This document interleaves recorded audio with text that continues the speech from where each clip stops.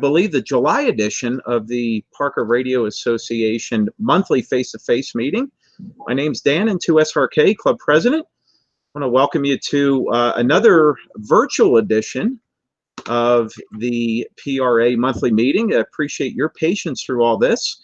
Kind of neat how we're doing it tonight. So we actually have everyone joining us via Google Meet, which is pretty cool. So you're going to see a lot of the PRA members here on your screen, and we got a great presentation lined up tonight by Brian. Yes, he is going to be doing a presentation on JS8Call. So that's one of the modes I haven't gotten into here recently. So really looking forward to learning from Brian. It's going to be fun to be the student tonight.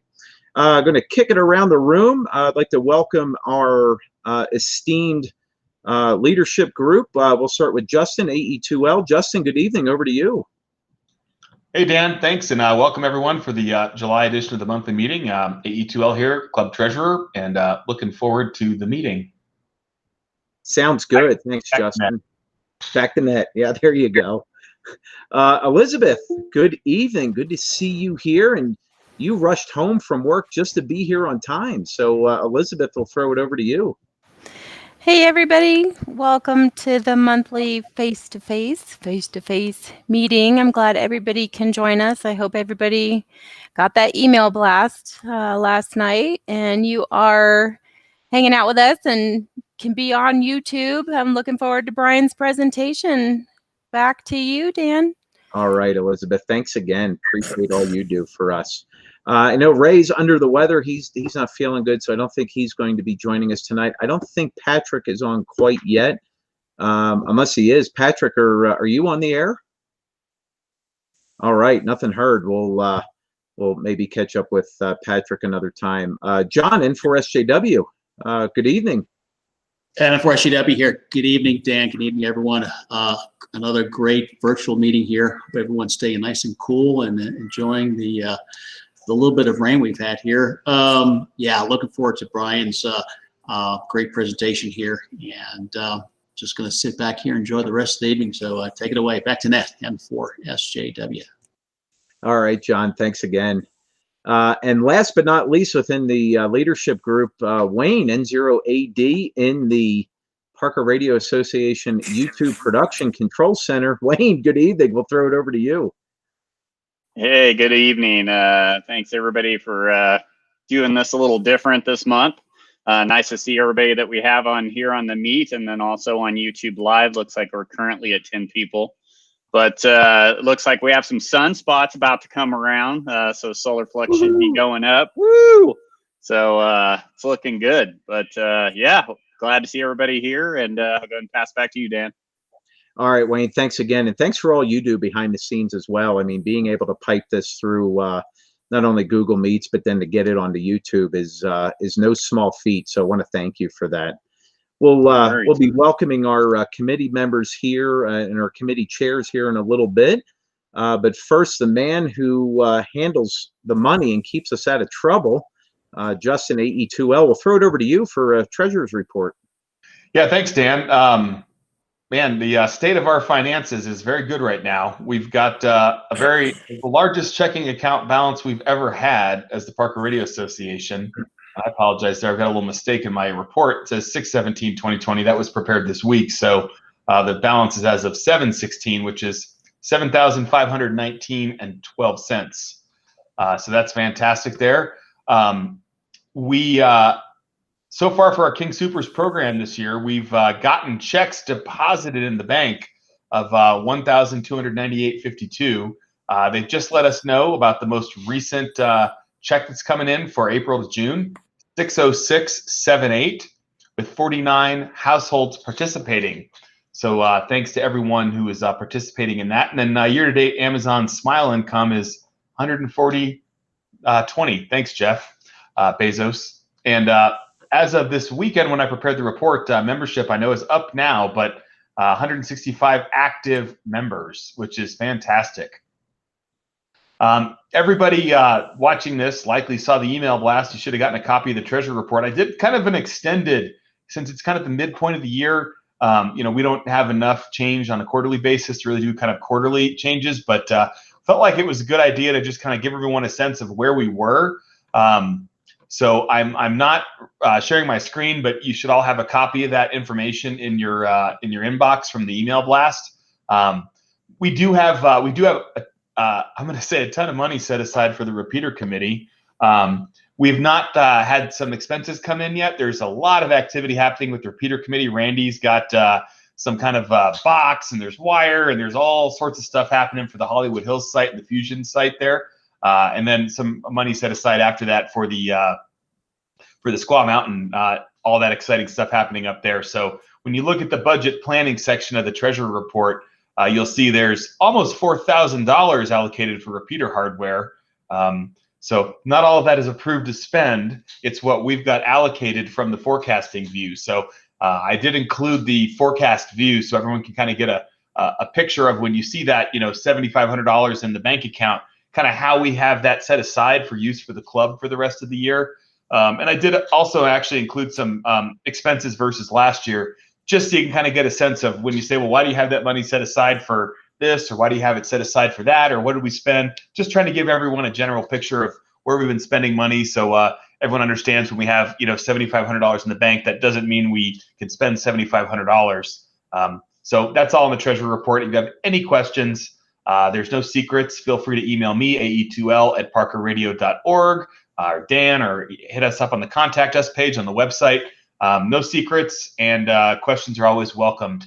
Any questions for anyone on YouTube or on the Google Meets? All right. Not hearing any. So I'm not seeing any either. Yep. So I think we're good. Justin, thanks for that report. Great detail, and yeah, it's certainly going to be exciting to hear what the repeater committee has. So we'll be jumping into that here in just a little bit. I want to first reach out and welcome any of our new members that may be watching on YouTube or maybe here. As Justin mentioned, 165 members is nothing short of remarkable.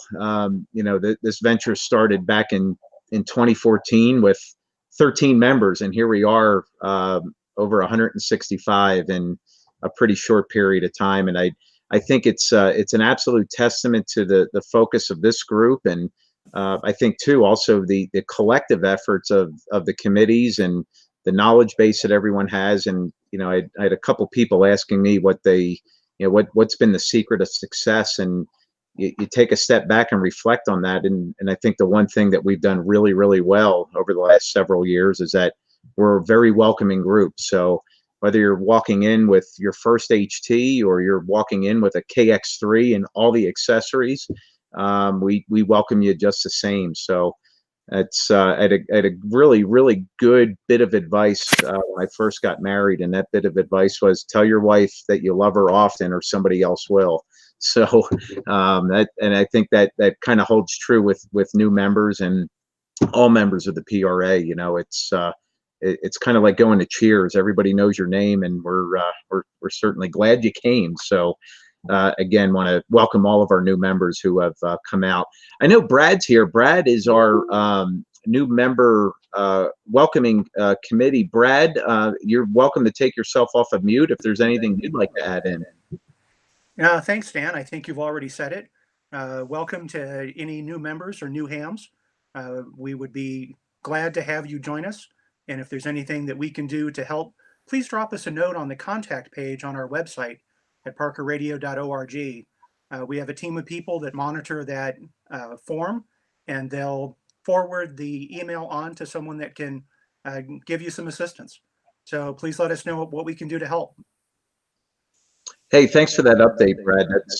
That's pretty good. So yeah, that contact us tab hits a pretty good amount of people within the PRA. So if you utilize that, you typically have a response back within a few hours, which is pretty good. I want to move on to the next topic. As far as the Douglas County Library is concerned, the one thing is that they are operable, but they are really constrained on the number of attendees that can be had. Typically, we have 55 to 60 people at any of our meetings that are held in the exhibit hall. when I've contacted them the last couple of weeks, that number has been, cut down into the teens is the max number of people we can have. And it's, I think it's 13 or 14 was the max that we could have in any of those halls. So considering, I think we have, I don't know, 26 that are on here tonight, plus what we have on the live stream side, that would be pretty difficult to be able to pull off. So we're going to continue to use this venue for now until some of those restrictions may be able to loosen up a little bit. So I appreciate everyone's patience. This hasn't been the most ideal way to hold a meeting, but nonetheless, it's working.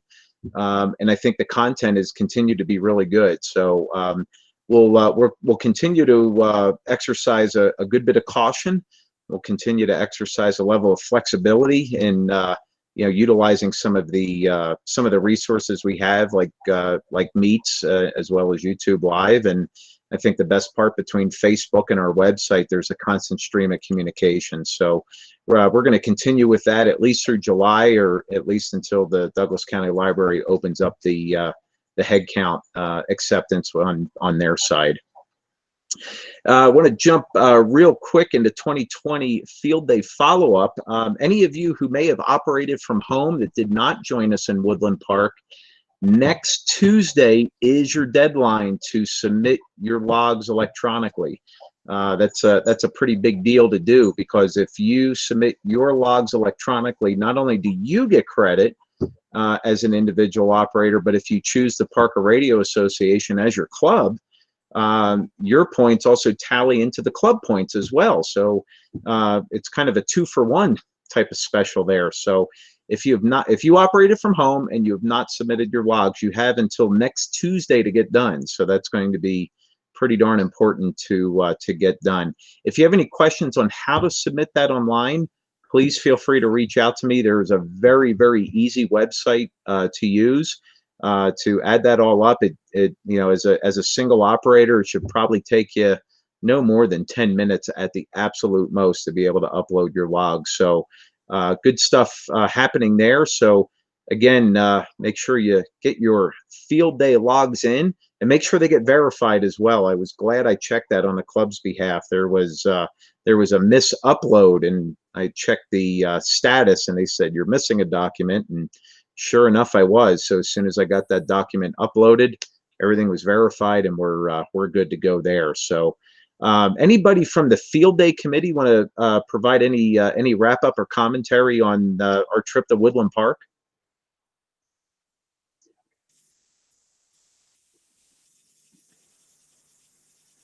All right, man. Even 40, I think 40 meters sounds a little bit more busier than that. So that's okay. So yeah, I want to commend Brent, KB4SMK, just a great job coordinating everything.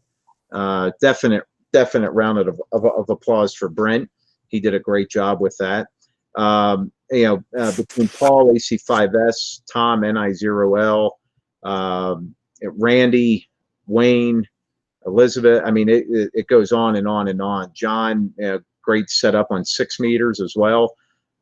Just want to thank everybody. It was definitely a group effort, and a really cool part about everything regarding Field Day is that you always walk away learning something new, and it was really neat to see some people who brought their own radios out, why they chose that radio, what they like about it, what they don't like about it, and boy, just a lot of great camaraderie. And I think some of that also carries over into the portable ops group as well. So we'll get into that here in a little bit. Weekly nets. Make sure, if you're a member, please, oh please, oh please, 165 members.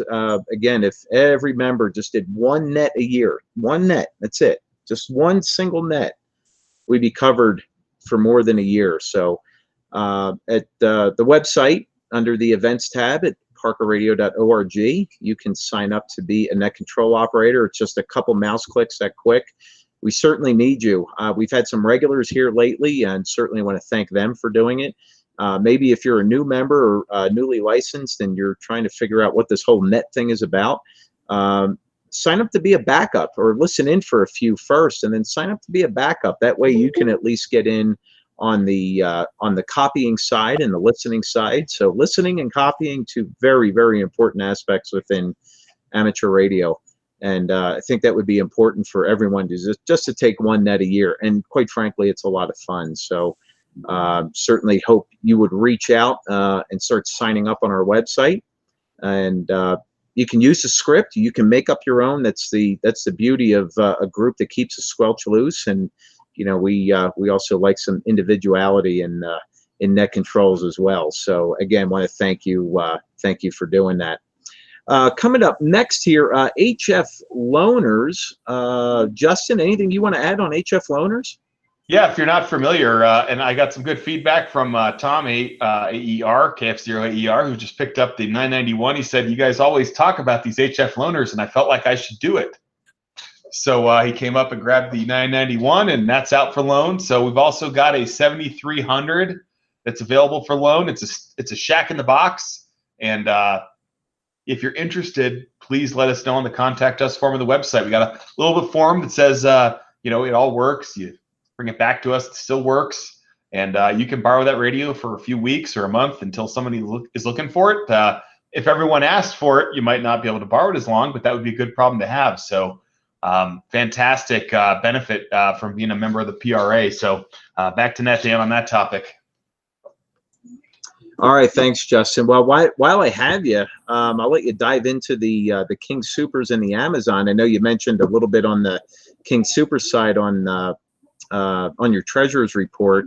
I'll let you add in maybe just a quick summary for those that are maybe not familiar with the program. Yeah, so if you've never listened to a net, you've probably never heard me say this before, but we've got this King Supers program. So the Kroger Corporation gives us free money every quarter.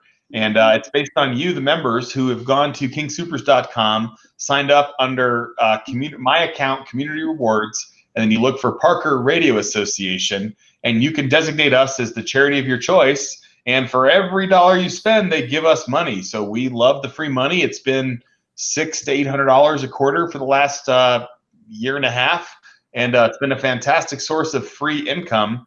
So if you're not participating in that, please go to kingsupers.com and sign up. And if you're one of the 49 households looking for us to get, you know, to 165 households on King Supers, that would be fantastic.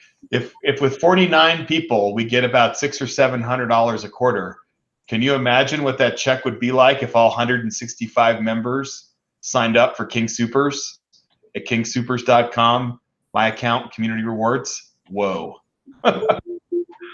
So second topic is similar to Kroger Corporation. Jeff Bezos and Amazon have a similar program called smile.com. So if you shop on Amazon, you can sign up there at smile.amazon.com, and they give us money as well. Not as much, but every little bit helps. So please designate the Parker Radio Association as your charity of choice on smile.amazon.com. And also, if you shop on Amazon on your phone like we all do, please know that they've updated the app recently, and now you can designate a charity on the mobile app on Amazon. So you don't have to do it if you're just a person that uses a tablet or a phone. You can still help out the PRA, and we appreciate it. So if you have any questions, let me know, ae2l@parkerradio.org. Back to Net.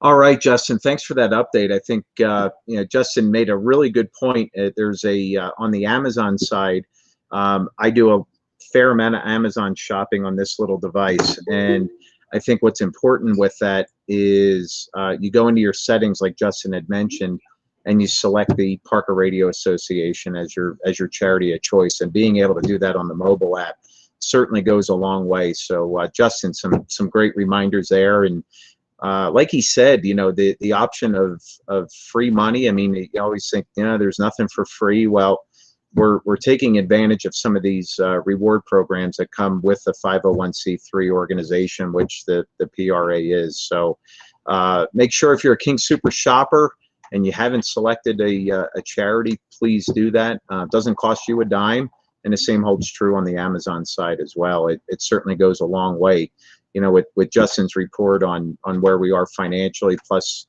some of the funding we have coming up going into the repeater sites that we'll be getting an update here shortly on. That goes a long way. So just remember that when you're doing your grocery shopping or your online shopping. Yay, King Supers, and yay, Amazon. Thank you guys for all of that. We'll jump in real quick on one group that's been pretty active, which has been the Portable Operations Group. I want to throw that over to Paul, AC5S, for any updates on the Portable Ops Group. And you guys just had an event this past Saturday, and then you have one coming up here in a couple weeks. So, Paul, over to you. Yeah, thanks, Dan. We had a great event this last Saturday. We had 5 stations set up. We had a KX2, KX3, an 817, and a couple 891s, all complete operating stations. Everyone uses a little different battery, a little different antenna, but they get out there and set up the stations and make good contacts. So we've been doing this every month since, I don't know, the first part of last year. We call ourselves the Parker Militia. And we had about 10 people total out there. You know, some people just come out to look at what we do and everything. And so you don't have to have a radio, or you don't have to have a portable setup if you want to just come out and watch what we do. But anyway, we have a deployment every single month. Elizabeth sends information out on the blast, so take a look at that. We do have our annual trip to Signal Butte on August the 22nd. And what a fantastic trip this is! If you've wanted to go to probably the ultimate wilderness deployment location, this is it. It's about an hour-and-a-half drive, but when you get there, you have a strenuous hike. I will mention it's strenuous hike up a small peak, looks like an old volcano, and on top of this, you can see 360 degrees. A lot of good trees to set up antennas. You can set up verticals, whatever you want. But come join us. We not only have a little drive out there and spend the day working up on the peak, but we're going to stop by Rudy's Barbecue on the way back in Colorado Springs and have some barbecue. So last year was our inaugural trip, and everybody had an absolute wonderful time. I think everybody's coming back this year, plus another 20 people. So there's no sign-up sheet. Just watch for those blasts that come out from Elizabeth. We'll be updating this trip. She'll be updating this trip with some additional information here over the next couple of weeks, and that's on August the 22nd. The Parker Militia, come out and join us. Love to see you. All right, Paul, thanks for that update. Just an excellent group. And I think one of the things, as I was talking to Paul earlier today regarding the Portable Ops Group, is that one observation is that, a couple people who have been pretty routine in coming out with the group, they're getting set up a lot quicker. They're changing some of the things that they carry. They're going with some lighter setups and still being able to be very, very effective in their portable operations. So I think that's one of the cool things behind amateur radio, is that we go out, we try, we experiment, go back to the drawing board, try it all over again. And I think that experimentation and also just that ability to be able to deploy is something that's pretty important, particularly when things go haywire on things like cell phones or the grid or power. We still have a way to communicate. So, hey, Paul, thanks for a really, really good update with the Portable Ops Group for sure. I want to dive into just a couple of the ARRL updates and HamCon 2021. So the HamCon committee is back in action. They're starting to deliberate on dates in 2021. So kind of right now, it's like a DX pile up on the calendar. We start looking at different calendar dates, and it's like, well, no, that can't do it in May because that's Hamvention. You can't do it in June because it's Field Day. You can't do it here. So we're in the midst of scrambling together some dates. So we're looking earlier in the year. We're looking later. We're looking into early fall. So that's up in the air. So there will be a date that will be announced hopefully here in the next 3 to 4 weeks, and then the start of pursuing a venue as well. So everything got scratched. It was, we thought we were going to be pretty fortunate this year and have it in our own backyard in Parker. But it's back to the drawing board. Everything's been scratched. So we're starting anew for 2021. So as more details come out on HamCon, that will be updated. If you did buy tickets, you've likely been refunded by now. Those refunds went out, I think, 3 weeks ago. So keep that in mind for the future dates. And again, as the dates and the venue have a little bit of clarity, we'll be sure to get that out on not only an email blast, but we'll get it updated on our website as well as Facebook as well. From the ARRL front, there are a couple of new things that came out here recently. I just want to call some people's attention to it. If you are an ARRL member, keep in mind you have access electronically to the publications, which is really cool. So, not only the QST that comes in the mail, but you have access electronically to the National Contest Journal. Really, really cool magazine. So if you have an iPad or maybe an Android device and you log into your ARRL account, you have full access to all these publications. And here's the cool part: by accessing them electronically, you actually get them before people who get them in the mail. For the new hams that are out there, On the Air magazine, really, really cool magazine that comes out quarterly, really geared towards the new licensee or those that have been maybe inactive for a while. Just a great, great magazine covering a lot of the basics of amateur radio and how to get plugged in and how to get on the air. A couple of really, really good things there.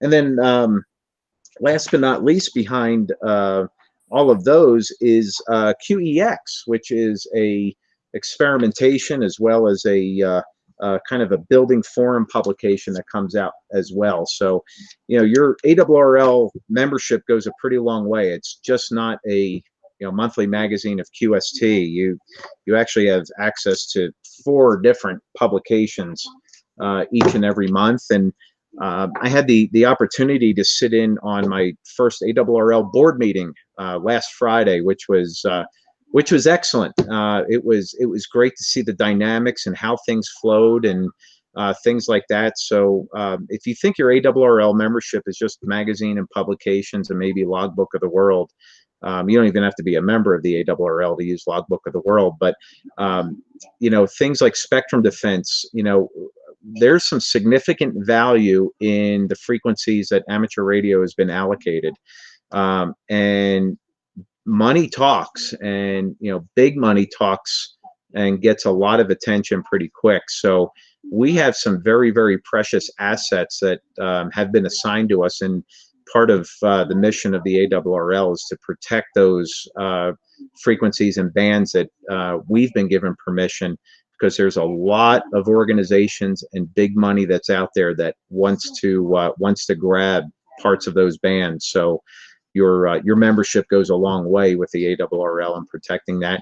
And then there's also a long list of other activities and things behind the scene that you may not realize with your ARRL benefit. One of the things that I took advantage of about 8 years ago, so that reminds me I'm about 2 years out, is licensing renewal. So we have to renew our licenses every 10 years. And as an ARRL member, you just tell them, hey, I want to renew my license, and simple form that you fill out, and it's done for you. So that, I think, is pretty neat as well. We've had some facelifts to the division website, RockyMountainDivision.org, and you can see some of the long litany list of ARRL benefits that are on there, and also stay updated on some of the things that are happening, not only in the Colorado section, but that's happening throughout the division and the surrounding states within New Mexico, Wyoming, and Utah. So a couple quick updates from there. So want to kick that back around. If you're not an ARRL member, there's some really good benefits of joining just for those reasons. Hey, Dan, did I hear you have a new ARRL badge? Yeah, they it was kind of neat. So I got a package in the mail that had not only my QST, but then it had this fancy red badge that showed up, and apparently I'm the director of vices. I mean, the vice director for the Rocky Mountain Division. So we'll hold that nice and close for everyone. Kind of Congrats goes. on that. Yeah, congrats, man. Thank you. Yeah, kind of a neat color coordination, and I was a little surprised. I got my QST over the weekend, and actually found there's a couple paragraphs written up about the whole thing. So kind of neat to see that. And of course, what's really cool, there was an honorable mention of the Parker Radio Association. So that was neat to see that that made the publication and the press. So yay ARRL and yay Parker Radio Association. I think that's some good stuff for sure. I want to jump into our committee updates. I know Jeff is not on because Jeff is a little bit more fanatical than me when it comes to baseball. I mean, not by much, but he said he can't make the meeting online here on the Google side just because he's watching his beloved Rockies play tonight. So want to he had no update when it comes to the website committee, but he did mention that it is a last call to order for PRATs for this round. So the order is going into the silk screener pretty soon. So Elizabeth, I think, is proudly wearing her Parker Radio Association shirt. So there it is. And if you would like one of those, get yourself over to our gear page, and for a donation, you can get a free gift from us of one of those T-shirts. So pretty cool stuff there. So want to give that up as an update. So get your shirt and swag orders in. Looks like Paul is getting the order in right now, which is good stuff. So thanks for doing that. So yeah, Paul's play, man. I'm getting the dings. Paul's placing orders left and right. I love it. I think he's ordering a dozen shirts. I just want to add in there, parkerradio.org. What did I say? Did I say? No, you had it in there. You didn't say the actual web address. Oh, okay. There, yeah. For the YouTube side, if anybody's watching this later, that's where you can get your apparel. ParkerRadio.org. Parker Radio, all one word, .org. So thanks for that, Wayne. Good stuff for there. Yeah, Justin got my new badge. That's right. So good stuff going on there. So and again, the website committee, anyone else from the website committee want to give any updates? If so, you can take yourself off mute. All right, hearing none, we'll go back to net. VE committee, Doug, KE0DC, are you on? Yes, sir. Oh, there you go. Hey, Doug. We'll throw it over to you for a VE committee update. Having technical difficulty with the video. So anyway, hello to everybody on the net tonight, and guess for about the next month till the next meeting. On August 8th, Patriot VE is having their testing in Longmont. The Longmont Amateur Radio Club is hosting them. So if you're up in the Longmont area, August 8th for getting your license or upgrading. Then got one in Castle Rock, sponsored by Aries, Douglas and Elbert County, at the New Hope Presbyterian Church on the 25th of this month. So this weekend. Next one is 8-1 in Centennial, sponsored by South Metro VE Team, Eagle Street Facility Conference Room, wherever that's at. Next one after that is August 8th in Colorado Springs, sponsored by Pikes Peak Radio Association. And then also on the 8th, Mile High VE Team is testing at Ham Radio Outlet. And if you don't know where that is, I'm sure somebody here will let you know. Next one after that is 8:15 in Grand Junction. And then 8:22 in Castle Rock, the New Hope Presbyterian Church. And also on the 22nd up in Longmont Amateur Radio Club. And also in Monument on the 22nd, Monument Library. So if you have any questions or updates, give me a shout at my email, ke0dc2@gmail.com. And that's all I've got for now. KE0DC, back to net. All right, Doug, thanks for the committee update. That's good stuff, and I think it's really great to hear the number of VE teams that are back in action, which is really cool. So lots of opportunities for new licenses or upgrades and things like that. So plenty of really good momentum going in with the VE team and the communities throughout the area. So Doug, great report, great detail, and there's definitely no shortage of VE exams right now. So thanks for that update, Doug. Bill, W0SUN, I don't know if you're on, if there's a HRO committee update. There may not be. I know Jeff is here from HRO. So Jeff, W0QO. Jeff, any updates on ham radio outlet and maybe being able to get back in the store again? And you're on mute, so take yourself off mute.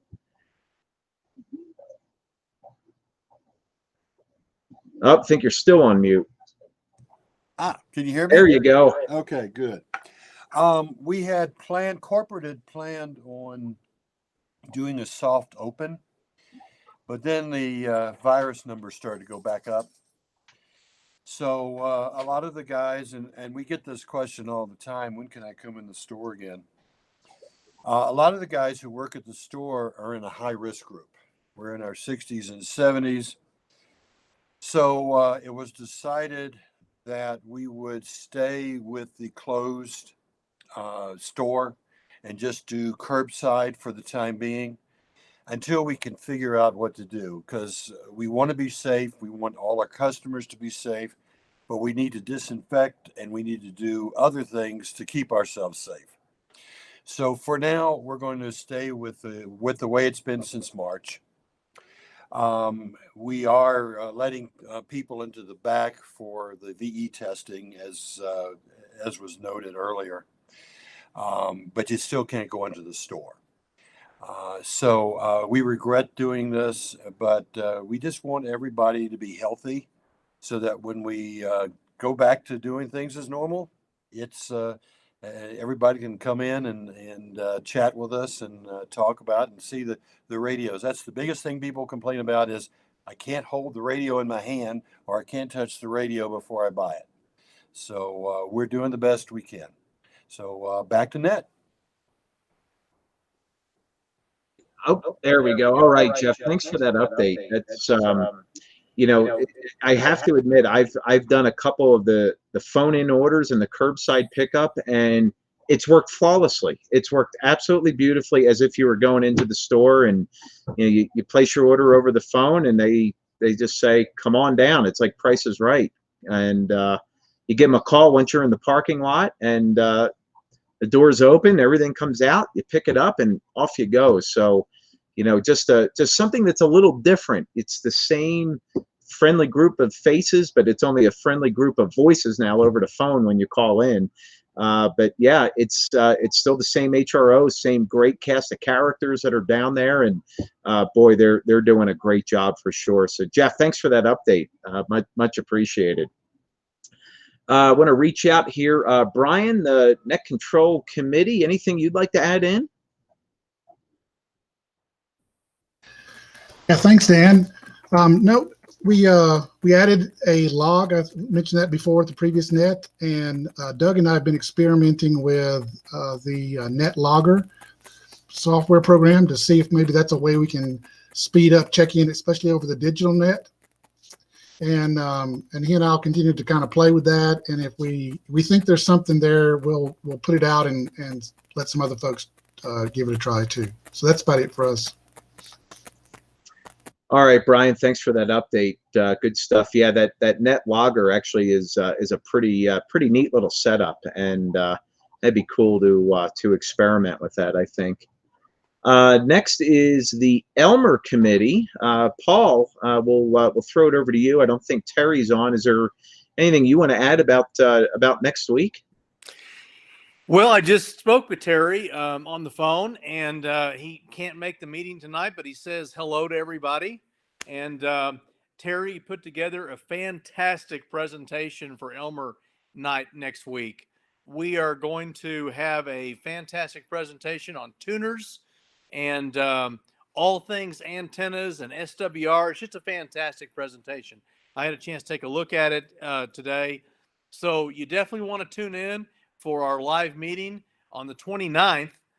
And it'll be a fantastic presentation. If you're new to the hobby, you really want to be there. If you've been in the hobby 28 years, I think that's what I heard today. Maybe is that what I heard today, Dan? I thought you were only 28 or 30 or anyway, Dan, but I'm not sure how that you worked that out. But anyway, I got licensed when I was 3. Absolutely. You know, you want to be there for that as well, because there's some misconceptions about various things and with regard to antenna tuners and whatnot. So join us next week on the 29th. It's going to be a fantastic presentation. All right, Paul. Good update there for sure. So thanks for that. You get to go back to back because now we're going to throw it over to you for the repeater committee. Wow, I'm popular tonight. You know, I'm going to make this brief, but we have 2 repeater sites that we're outfitting, that we're in the process of deploying equipment. The Hollywood Hills site, I want to thank Randy, K0TNG. Randy's kind of spearheading that project. We're putting up a Yaesu Fusion Wires X repeater. We have the repeater, we have the duplexer, we have the power supply, we have the grounding equipment, we have the outdoor cabinet, we have the 100-foot tower that's installed, and we have a few infrastructure issues that we're in the process of working through. We're going to have power installed to the site hopefully this week, if not next week. And then once that's done, we're going to get an antenna installed, and we're getting really close to having the Fusion repeater online. I think within the next 30 days, it will be up and operating. I want to thank Craig and Bill, SUN, and other people who have been working in the background to get the Fusion repeater ready to go as well. But we're all working together, working hard. And thank you, Randy, for spearheading that. I know 2 thumbs up to Randy. Our second site is up on Squaw Mountain, and John N4SJW is spearheading that installation. We're going to have a DMR, we're going to have a D-Star repeater up there and a VHF analog repeater. So if you've seen the W0 CFI repeater working a little better, maybe a little better coverage the last 3 or 4 weeks, that repeater has been relocated to our site as well. So we'll have the W0 CFI repeater. We'll have our new VHF analog repeater, our D-Star repeater, and that is coming along really well. The VHF repeater is ready. Eric is bringing a duplexer back from Seattle here in a couple weeks. We're working on getting internet on that site activated, and we already have some antennas on the tower and some hard line. So it's all coming together there. We definitely positively will have the VHF machine up first and followed by the D-Star repeater, and all that will be done before the snow flies. So I can't give you a specific date, but I certainly think within 45 days, the Parker Radio Association will have a new VHF analog repeater.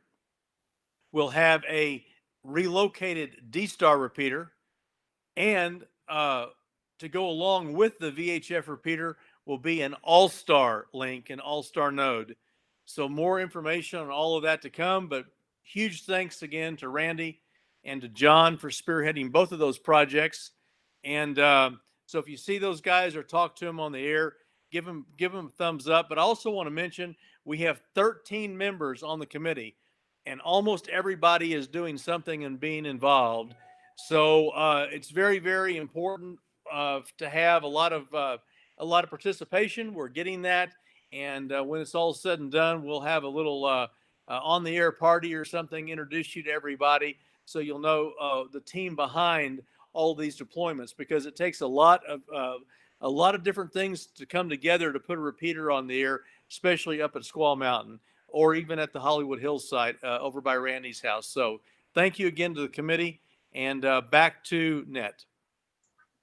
All right, Paul, thanks for that update. And I think one of the key things that Paul mentioned is, particularly with the repeater committee, how active that group is. You have 13 members that are part of the repeater committee, and some really good momentum and good traction is coming out of it. And boy, you go back 3-4 months ago, I think the committee number was maybe half of that size. So with the growth of the committee comes the growth of ideas and suggestions, and some, not to use the cliche of out of the box thinking, but that certainly came into play. And those things just don't happen by by the exec team within the PRA saying we want this repeater here and that one here. The exec team's more of a sounding board than anything else. It's the committees and the membership that are really driving all of these programs. And again, I want to commend the repeater committee as well as all of our committees for just a job well done here this year. We 7 months into the year, and we've completed a lot of things, even in the midst of everything going on with the pandemic. So way to go for all of these committees. As I had mentioned, as far as the gear committee, last call for shirts. So make sure you get those in. Elizabeth showed that off here just a little while ago. So any of your PRA gear is available with a donation to parkerradio.org, and those become some free gifts to you. So good stuff there.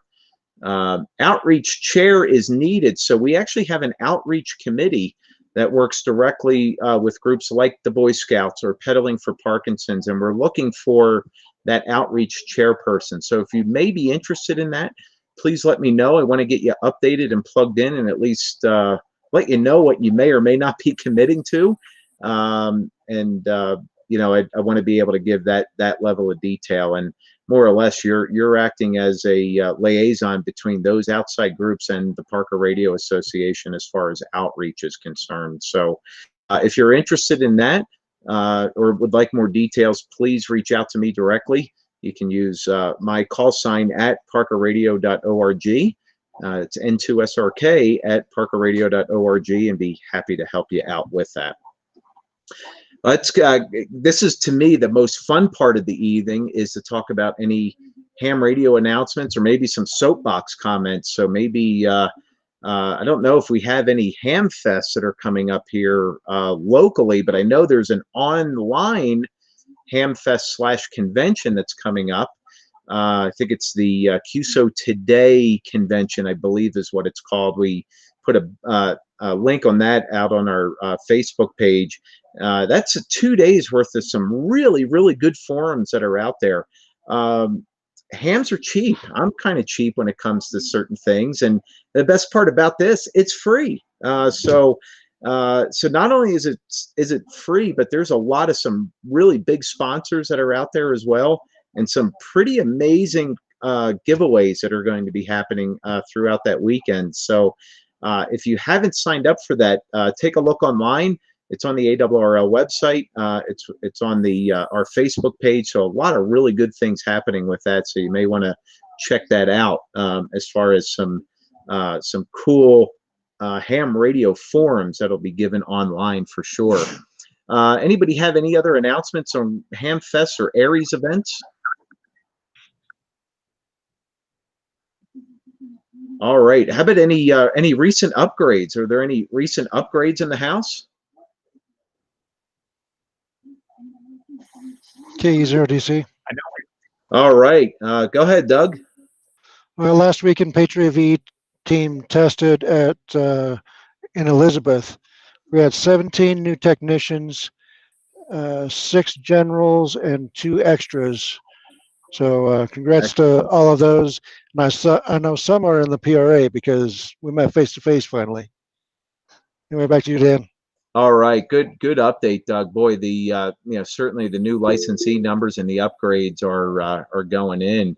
Tom just chimed in online. He upgraded to general, so way to go, Tom! Congratulations! Hey. Yeah, congratulations, Tom.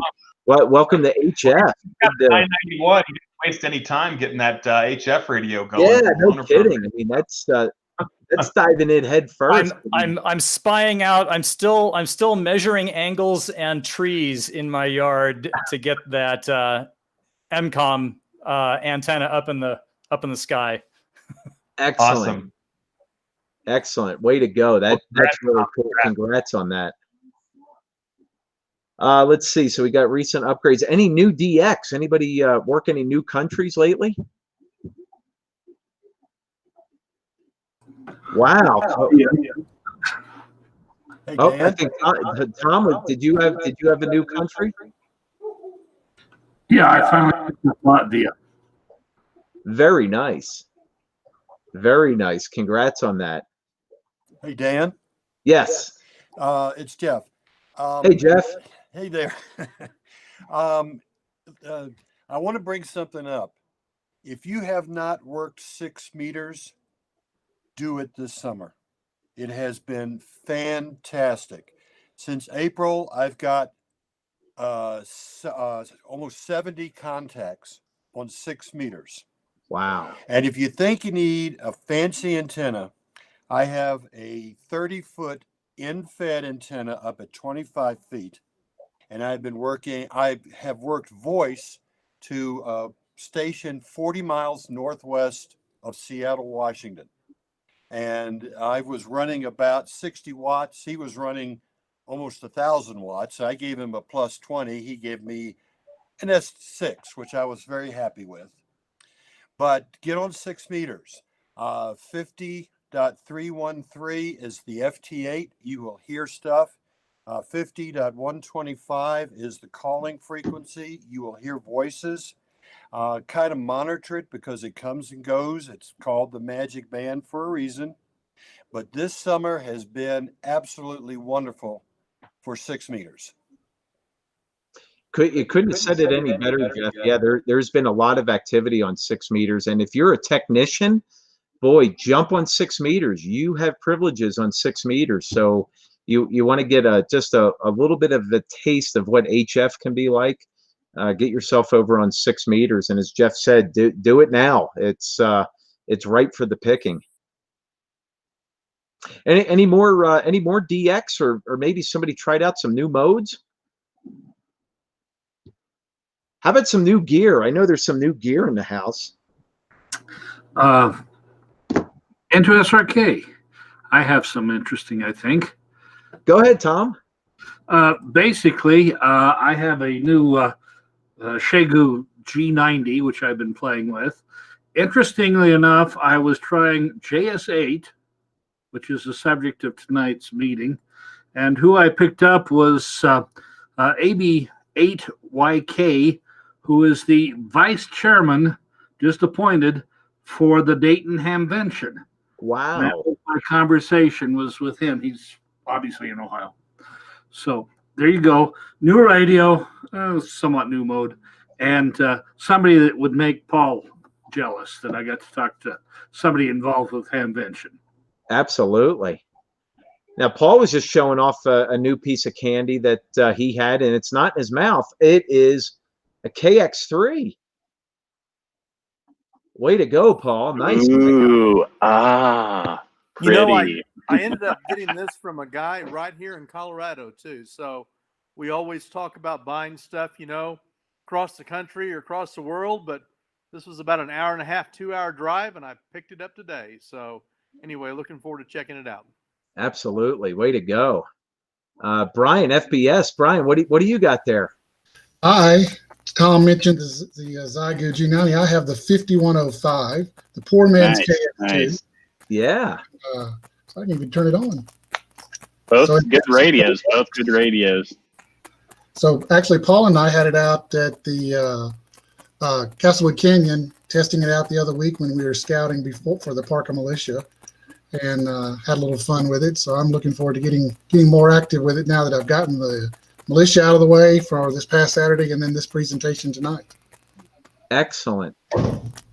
Excellent. Looks real good. Anyone else? Did I miss anyone? Last call. Another thing I wanted to throw out there, I did get a 6 meter contact with the loop at field day, and just threw it up and went on FT, see if I could hear anybody on FT8. There was some noise there. So I went to the calling frequency, and magically enough, someone was there. Wow. So it was nice to get a QRP with the KX3 with the loop at field day. It was awesome. Very good. Very good. All right. Last and final call. Anyone? Any other new business, old business, clarification, questions on the meeting? Going once? Going twice? You bought it. All right. Well, that concludes the business side of our meeting tonight. And again, I want to thank the committee chairs as well as the leadership group within the PRA, as well as the participation tonight. Just a great level of participation, and we tried something new. We got everyone together in the same room. So from the counts that I'm seeing online, it looks like we have 32 people that are in this room, which is really cool. And then on the live stream side, we have another 19 or 20 that are there as well. So just a great number for total number of people here, and that about matches our traditional face-to-face meetings when we're all together at the library. So we had over 50 on tonight. So again, thanks for coming out tonight and spending a little bit of time with us. And without further ado, I want to introduce Brian, K0FBS. Brian's got a really great presentation lined up on a fairly new digital mode, like Tom had called out earlier, JS8Call, one that I have not done yet. So I have my notepad ready to go. I know this is being recorded on YouTube, which is even better. And I'm looking forward to learning from you, Brian. This is going to be good stuff tonight. So, Brian, we're going to throw it over to you for your presentation on JS8Call. So, Brian, over to you. Thank you, Dan. Appreciate that. And welcome, everyone, to the FBS QTH. Unfortunately, my little webcam doesn't have a long enough cord, or I'd show you the radios themselves here set up. But I've got multiple things happening, and hopefully it'll all continue to work. It all been working really good during the meeting. I have 2 separate radios set up and 2 separate computers running JS8Call. I have this Windows machine that we're doing the meeting on, or at least that I'm doing the meeting on, running JS8Call under Windows 10 connected to my 991 on 20 meters. And then I have a Raspberry Pi set up with connected to the FT891 running JS8Call on 40 meters. And so we'll get a look at those in a moment here. But first, let's see if we can go through a standard practice for any good presentation, and that is to do a PowerPoint. Thank you very much. All right, so just JS8Call for amateur radio. It's just more than another digital mode. So what are we doing here? I mean, I think it's fair for everybody to know how far this is going to go as far as appreciation and what to expect. We talk about what it is. We talk about the origins of this mode, why it's not just another digital mode, i.e. how it's different than FT8. And then we're going to get on and play some actual radio and see if we can make some contacts and do some things with it. So what is JS8Call? Well, it's the best way to describe it, or I think the simplest way to describe it, is just think of FT8 with keyboard to keyboard interaction, and the ability to have actual real QSO with someone, similar to say what you would do with like PSK31 or some of those other older digital modes. The benefits, we have the low signal to noise ratio of FT8 with the ability to type messages to other stations. If you've worked FT8 before, in which most people have, especially in these low sunspot, low propagation, poor propagation conditions, you just really don't have any kind of way to contact outside of the computer generated signal reports. And so this gives you a way to actually talk with someone, which is what drew me to it. It's intended intentionally to be an interactive mode, not just something that you're exchanging signals. However, the guy who developed this, Jordan, actually started building in some more features that give it some more emergency communications functionality to it, if you want to say that way. And the simplest way to get started is just go to a place called the JS8Call.com website, where you have an introduction to it as well as the ability to download the program itself for whatever operating system that you're working on. So where did JS8Call come from? Well, it came from a guy named Jordan Scherer, who call sign KN4CRD, near Atlanta, Georgia. At least he was at the time he developed it. He thought about this idea of, say, let's take the robustness of FT8 and add messaging and a network protocol to it, and what can we get?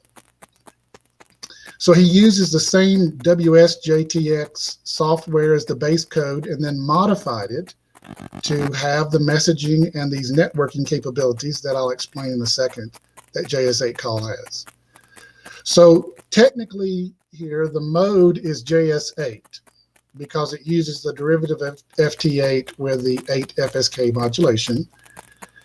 And it was originally called FT8, and then they changed it to JS8Call so as not to be confused with FT8.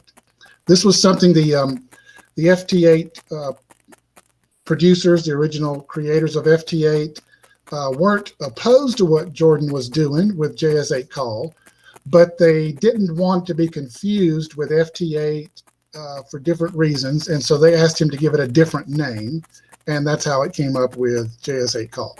And if you listen to some older YouTube videos, you'll actually hear them refer to it as FT8Call. So why is this just not another digital mode? Well, first off, as I mentioned, you have the interactive part of the QSOs with each other where you actually are communicating with the other ham. But we also have the ability to store messages for individuals. We can forward messages, meaning we can relay them through one station over to a different station. We also have the ability to do group calls, such as, say, Aries or a QSO party group, by using that @ symbol and creating these special subgroups. And the value of that is that when you use one of these group calls, anyone who is already a part of that group or includes it into their settings will automatically come up on their screen as a new message. It also has some pretty unique functionality, communication functionality on the HF bands.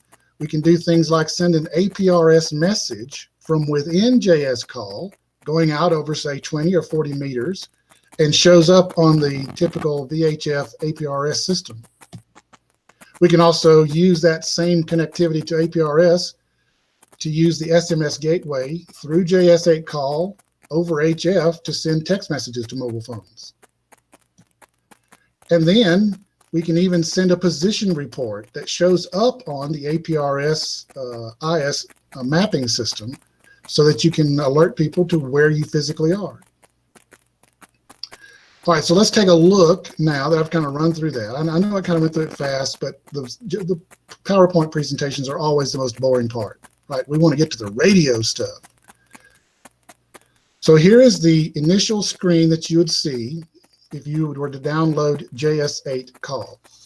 Let's see if I can do this. Where's my pointer options? Laser pointer, there we go. So you see, this is the screen. This is the area where it shows your frequency, and JS8Call has a preset group of frequencies just like FT8 does. You have your menu up here. You also have the ability to change bands by clicking on this spot in the program, and a menu pops up with the different bands. Down here, this is where all the activity shows up. This would be like if you're thinking of FT8, you know, that screen on the left-hand side that shows all the stations and whatever they're doing. That's the same thing that pops up here. Hey, Brian, Brian, real quick, I just want to jump in. Can you check your mic placement just on that phantom noise we had talked about earlier? We might have just a little bleed over. Okay. Did it go away? I think you're okay now. I got a couple people saying no, they can hear it, or yes, they can, no, they can't. John, this is yes, this is no. Okay. Yeah, it cleared up as you got closer. How close is your cell phone to your mic? It's not. It's probably the Raspberry Pi. It's not too far away, and plus I've noticed my 20 meter is transmitting. Okay, that's probably it then. Hey, you're definitely clear, getting closer.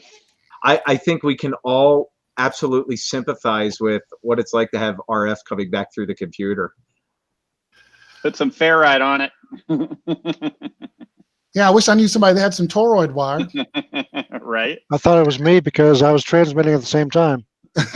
No, you're And good now. It's clear now.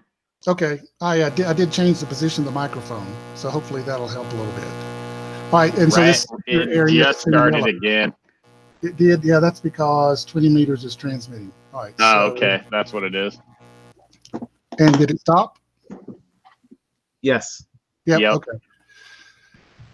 So this center area, this is where you are going to see messages that are directed to you and that you transmit out.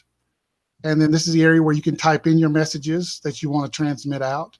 And in this area on the right, far right middle screen is where the individual stations will show up. You'll see their call signs. You'll see things like what their signal to noise ratio is that you're receiving and how long ago that came in over the system.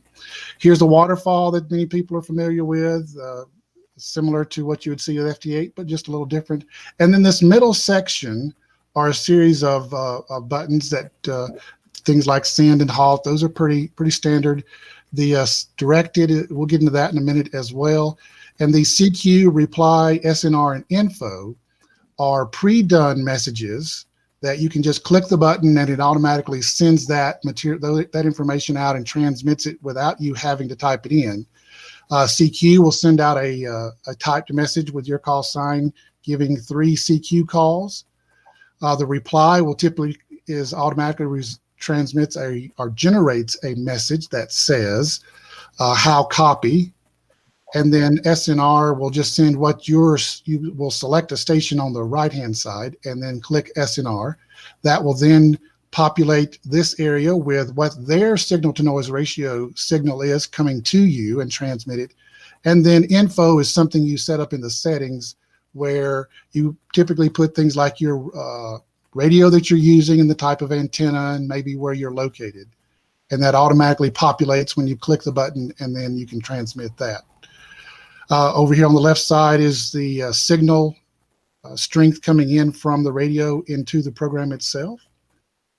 And then these buttons up here, these are on and off kind of buttons where you can activate it, receiving and spotting.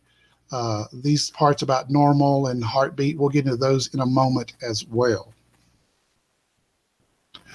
This is the settings window, very similar to what you see with FT8. You put in your call sign, a grid square. This is where you would add these groups that I mentioned before, like all call or maybe an at Aries or whatever kind of a group you'd want to create. Here you have a chance to create what your CQ message is. This is the area where it's mentioned where your station info would go in, and these are automatically populated when you press those buttons in the JS8Call software. The rest of this part up here is very similar to what you would see with FT8 in your activity there. We'll go through a settings actually live in just a minute. So this is me setting up at Winter Field Day out at N0KKY's QTH, operating tailgate portable, doing JS8Call.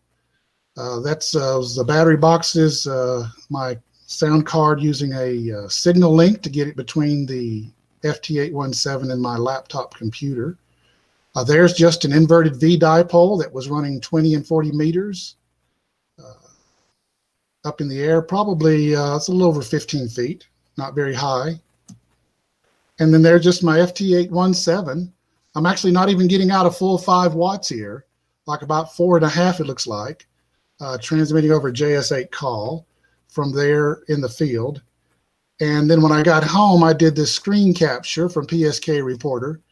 These were all the stations that copied me during that morning hour, that morning period when we were set up at Winter Field Day down at Stan's house, running just less than 5 watts over JS8Call, which I thought was pretty good considering the setup that we had. So one warning for JS8Call, it is that constant envelope full duty cycle.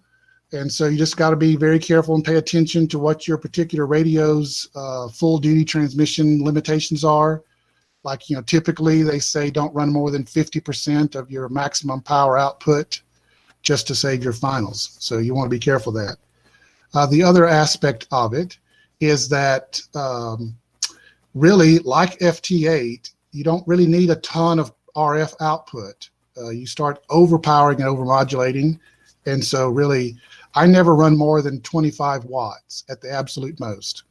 Well, I take that back. I have gone a little higher at times where there was this really distant station that I was trying to get, and just thought if I just gave it another 5 watts, they would be able to hear me. All right, so let's play some radio here. And there's some different websites. I'll put that back up in a couple of minutes. All right. So I'm on 40 meters right now. Who's on 40? Doug? Yep. Okay. So let me go to 20 first. So here is go to 20. Yeah, I mean, I've got both running. I'll just put the 20 up first because I've had it running the longest. And you can see these are the different stations that have popped up over the course. I've been sending what's called a heartbeat. Nope, no video. No video. Oh, that's because I didn't share this screen.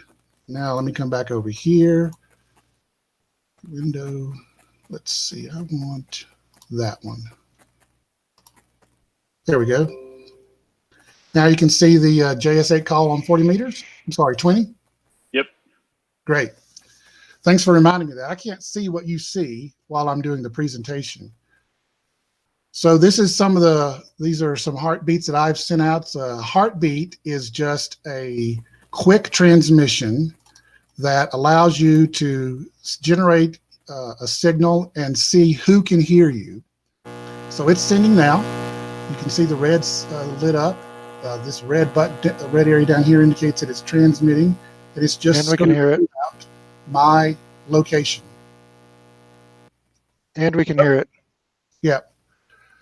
So we'll probably try not do that again just because of the noise that it creates. But you can see that comes out, and hopefully, although 20 meters has been very poor the past couple of hours, I did get a response. KJ6NON received my signal and answered back that it was a -10 going into him. And I looked him up a little earlier, but I forgot where he is. And then you have settings where you could set this up to go out, 30 minutes at different time intervals. So what's the value of that? Well, so I've sent mine out. Now we see this over here. If I put my cursor over the top of his call sign, it lets me know who the stations that he can hear. And who is that? There's somebody in there. There we go. Yeah, I see. Do you see that? KE0DC. Who is that guy? He is being picked up by KJ6NON. I don't know, but you better watch out for him, I guess. So, but if you notice in my station list, I am not hearing KE0DC. So one of the things I could do is I can now click and highlight the case KJ6NON. I come down here to this section called Directed, and it gives me a list of options of things that I can do. And one is that I can have a message relayed to another station that I can't hear, but is hearing KJ6NON. So that pops up. Then I could do something like type in KE0DC, how copy. And I can send that, but unfortunately, if I do, it's going to cause that noise that everybody keeps hearing because it's on this the radio that is causing that feedback. Oh, do it anyway. It's okay. All right, good. Thank you, Dan. So it'll send it. It's going to take 45 seconds total because it's running in 15-second intervals. So it's going to take 2 different transmissions to get that out. So it will go to case J6NON's station. He will receive it there through his JS8Call software, and then he will turn around and repeat it out, sending it to KE0DC. And if he has it in his settings, I will actually get an acknowledgement back from him that he sent it to KE0DC. And you can see the waterfall collapsed during the transmissions. And where was he at before? He was at 7. Sometimes you can look in the waterfall and you will actually see the other station relaying your message out. So we'll wait for a few seconds and see how that does. So let's take a look in the settings. I mentioned that before. There's the basic setup stuff. You see the call groups that I've set up for my JS8Call here on this software. Behavior tells you things. One of the important ones are to have distance in miles showing up, writing writing logs to files, and so forth. And then here on the networking part, turning on the auto reply so that when someone sends out a heartbeat that you receive, you will transmit out an acknowledgement to them what their signal to ratio is. On the radio tab, this is where you set things up. Now I have mine set up so that it works through HRD. The cat control is set up to go through that. I can do it in such a way so that it goes directly, so that JS8Call is controlling the radio itself. But if I have it set up on HRD, I have 2 things that I can do. The first one is that then if I open up the Ham Radio Deluxe logging software and I decide to log my contact that I make, it will automatically generate a log into the HRD log.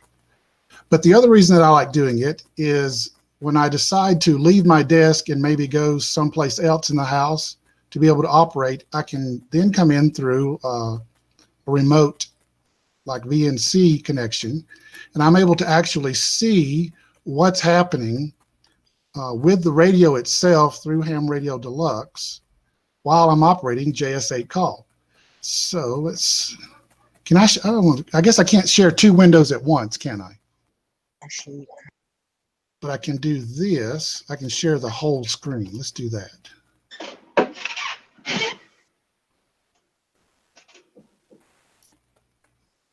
There we go. There we go. So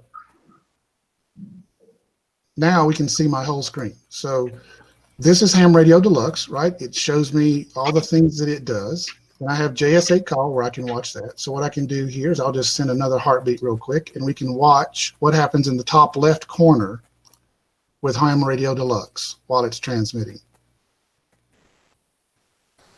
And of course, I called it right at the beginning, so now we've got to wait another 5 seconds before it starts transmitting. So I see what my ALC is, I see my power output, and I can see what the SWR is. I can monitor those while I'm away from my desk and remotely operating the radio and JS8Call from another location. That's the big to me, that's the biggest advantage of using a cat control program like Ham Radio Deluxe. Now I'm going to switch over for a quick second to my Raspberry Pi running 40 meters. And again, I have a VNC set up, but this time I'm using FL Rig on the Pi to control the FT891 because Ham Radio Deluxe doesn't run on a Raspberry Pi. But I have the same abilities, right? I can control the radio remotely, where I have the ability to just change the power settings. And if I send a heartbeat here on 40 meters, I can see there's my power output. There's my SWR down at the bottom left side from the FL Rig. I can see it's actually transmitting because my push to talk button turned yellow. I know that I'm on the VFOA. I can understand everything that's happening with the radio without having to actually physically see the radio itself. 40 meters is starting to get a little more active, so let's see if somebody can hear my heartbeat out on 40 meters JS8Call.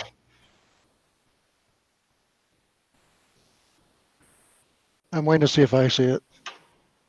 Yeah, I don't see anything popping up on the waterfall itself that looks like somebody transmitting. Which, right, well, that was my biggest fear, right? The bands would be so poor. Wait, I'm transmitting a SNR. Somebody's transmitting something right there.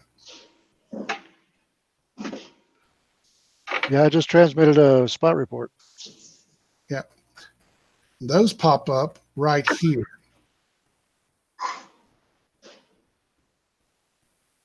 But I did not receive that one, Doug.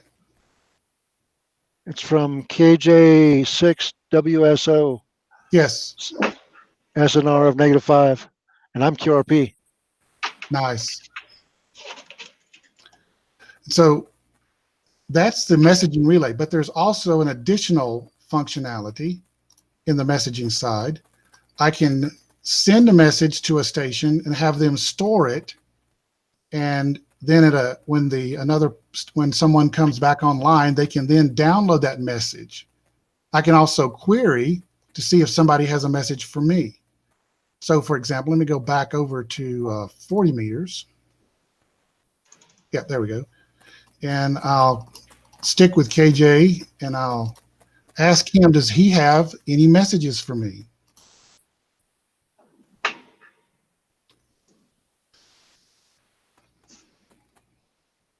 This would be a case where someone might have sent a message to KJ6NON and had him store it until I could get back onto the frequency and then download or receive that message from him.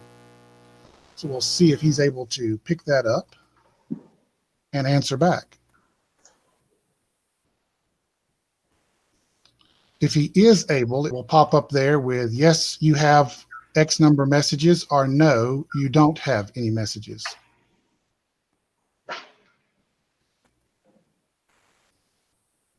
Oh, well.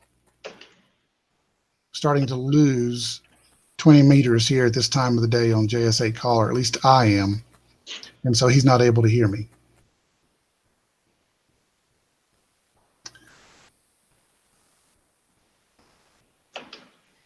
Now, in addition to the things that I've shown you about the networking functionality and the chance to do these different kinds of communications through directed messages, we have the ability to do something else, as I mentioned in the presentation. And let's start with, no, not that one, this one. There's an add-on program called JS8 Messenger, JS8Call Messenger, or JS8Call Utilities. It allows you to use, as I mentioned, the APRS. I can send an email, I can send an SMS message, or an APRS message. So who would like to receive an email from JS8Call? Sure. I would. Okay, give me an email address, Wayne. Nixon7606 @gmail.com. 7606 @gmail.com. Did I type that correctly? Yep, that is correct. All right. Testing, sending email via JS8. I do that often when I'm trying to type JS8. So then we will have that sent over.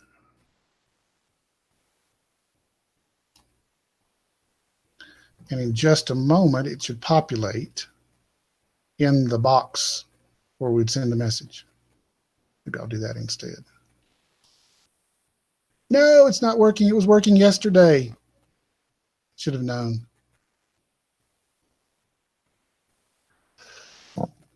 That was the danger, right? Too many things happening at once. So let's try this again.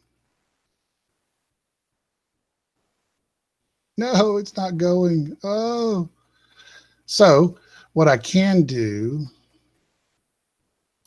is I can do it by hand.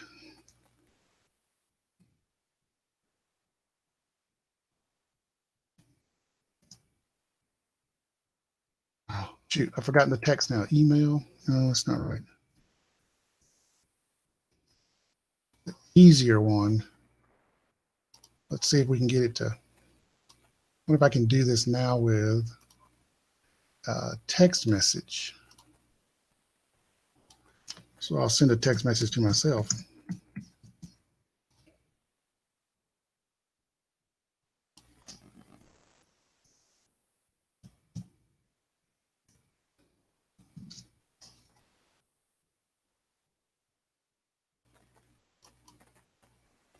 Rats. Oh, too many things not happening at once. Right. So those are the functionalities. It does work. I was doing it earlier. And then we have this functionality where I have a GPS dongle connected to the Raspberry Pi. I tell it to grab the grid square coordinates. It does that. Then I tell it the same thing, transmit it through over JS8Call. And now it's set up there. You see it populated in the sending or the text area of the program, and it's about to transmit. There it goes. See down there's my power output. Push to talk's been activated on the radio, and it's transmitting the first part of this. It's going to take 2 separate 15-second transmissions. And then that will go out.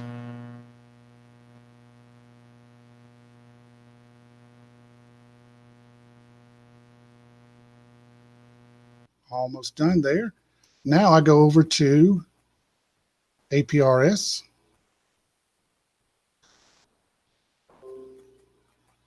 And there is my position report. It tells me that this was earlier. Actually, it was just, it's already showed up that fast. There it is. And if I click on the info, it will tell me who it was that received it. VE4SS, wherever they are. He picked it up with a -5 dB. And now my position shows up on the APRS network. And I can display where I'm at over HF, even though it shows up on what most people would think of as a VHF function of APRS. So those are the kind of the quick, show you what it's like. And I didn't want to overload people here. And so I just wanted to put that out there and show folks how the functionality works, and then open it up for questions that folks might have.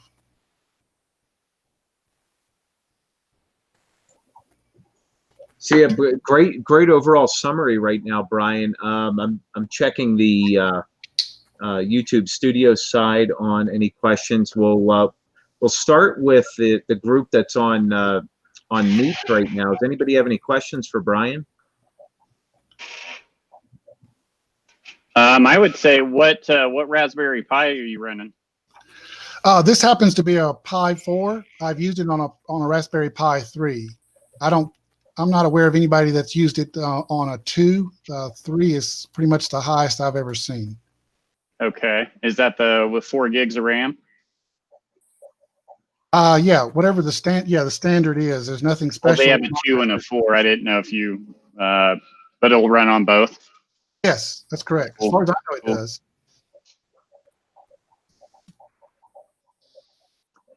Brian, the one question that I have is that I'm making the presumption that this is short exchange of messages, but you can probably extend the length of those messages as necessary. So it's almost like taking FT8 and what was PSK31 and mashing them together.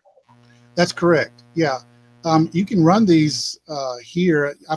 I reloaded the JS8Call utilities, and now it's sending out a text message to my cell phone. And hopefully it'll pop up here. I actually unmute it so we can hear it when it comes through. But yeah, you can make these areas, you can make it as long as you want. I think the longest I've had was something like maybe 100 characters. I'm sorry, 300 or 400 characters in a message, because I was actually testing out sending an NTS traffic message out over JS8Call, and it took like a minute and a half to 2 minutes to transmit the whole thing. We did have a question here in the YouTube Live. How do you know how many TX cycles are required? Yeah, it shows you here when you press the send button, and you see it saying sending, and it tells you the number of seconds. And so you just have to know that you're on a 15-second. This one is on a 15-second cycle. So if it says 45 seconds, that means I'm going to do 3 transmission cycles of 15 seconds. Now, one thing I can do is I can change the cycling from, this is called normal mode with 15 seconds. I can change it to 30 seconds, which is slow. They've added about 3 or 4 months ago, they added a fast and a turbo mode, which runs in 10 seconds and 6 seconds. It's equivalent to sending out 16 words per minute for normal, 24 words per minute for fast, 40 words per minute for turbo. Of course, the challenge is as you go up in the speed, your signal quality or your signal strength needs to be better. And so, for example, this station here, WD9DUI, with a minus 23, I'm probably not going to make it. I'm not going to make it at all on turbo and fast, and probably not on normal. I'd have to back up to slow to have any good chance of making it with him. But say into RSN, they at a minus 8, I can probably get away with fast and maybe even turbo at that signal strength. You'll notice the bandwidth changes too as you change the speed. Yes. It's wider on turbo than it is on. That's right. Yeah, you can see down here is the bandwidth set up for fast. Now, if I change that to turbo, it widens out quite a bit, as Tom mentioned. And I can click in the waterfall anywhere I want at a time. And one of the reasons you'd want to do that is, let's say there's a signal that's coming in right here. I can click on it and it will decode it and show up in this yellow category of what that message is, versus just showing up over here on this left side.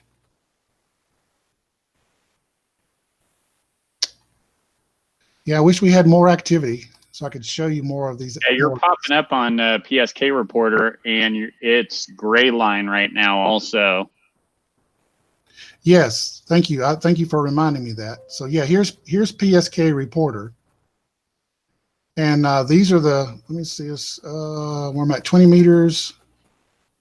We don't see PSK Reporter. Oh, darn it. Sorry, I forgot. No worries. Now I got to go back.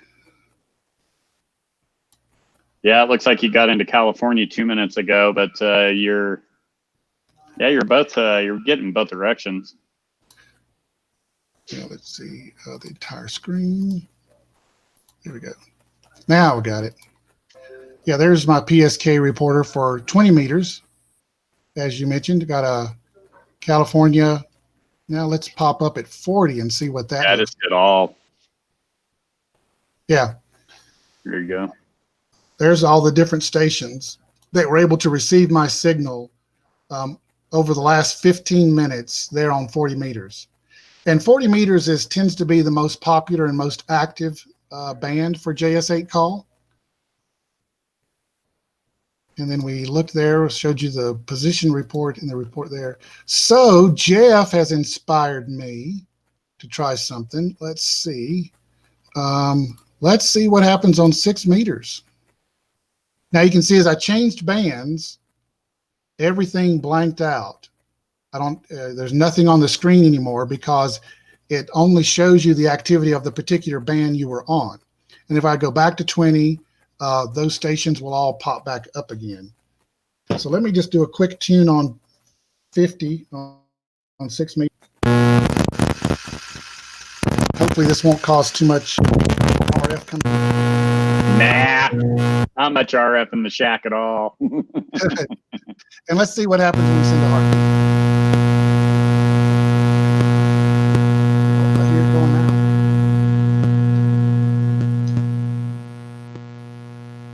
Yeah, if you notice, before you tuned, you're at 20 decibels, and now you're at almost 40. Yes.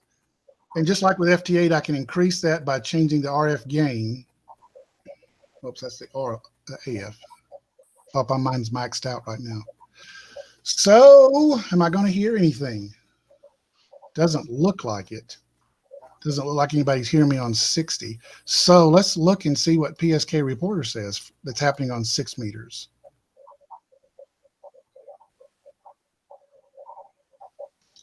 And that's because it says there's nobody out there on 6 meters right now. So let's take a look at 30. I'd give it a minute or two to update. Okay. So I do see stations on 6 meters that are listening. Receive. Oh, I'm looking at all modes though. Hold on. Yeah. Let's see what 30 looks like. Yeah, I see the same thing you see now. Nope, nobody's active on 30. So go back there. Oh, that was because I had my call sign in. No wonder I couldn't see anybody on 6 meters.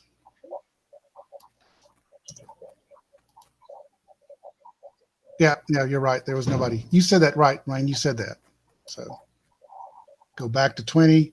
There's our activity. And yeah, nobody's heard us on 6 yet. Time to turn on the amp. That's right. Push 1,000 watts over JS8Call. Don't do that. Okay, we were joking. Yeah. I am sure that would not melt the Raspberry Pi at all. Well, yeah, I don't want to try. We'll just take your word for it, Patrick. You ever see a Raspberry Pi melt? That's right. So yeah, the one I'm running tonight is a Raspberry Pi 4, but I also have a Raspberry Pi 3 that I use with JS8Call, and it seems to work just as well as the 4 for JS8Call.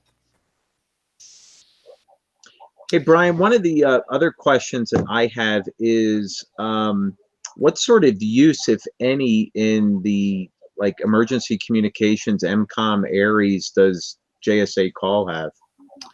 Yeah, the value there in emergency communications would be that networking, the ability to first off communicate in very high signal to noise ratios like we do with FT8, but be able to send out messages. Let's say that you're at an ARES event or activity.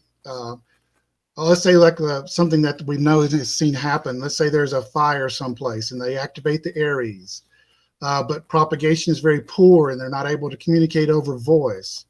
So if a person was able to set up with something like JS8Call, they could then send out messages just like they would a typical ARES message for whatever the situation was. They needed to report what their current fire staffing was, or if they were in need of additional supplies, the kind of things that you would normally communicate in an emergency situation like that. You could easily type those in and transmit it out.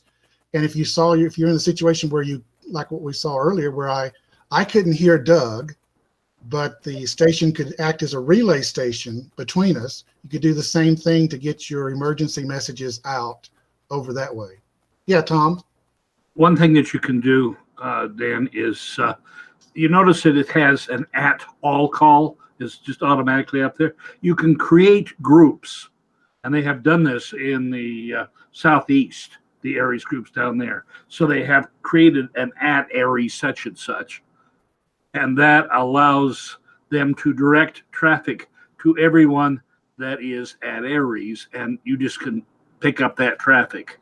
It's not going to prevent somebody from breaking in on you or something like that, but it will allow you to listen to traffic directed to your group. Yes. Yeah, I was highlighting that some of the different groups, they even have a sky warn for those that would be involved in that activity during bad weather. Good. Thank you for that. That's great info. Thanks, guys.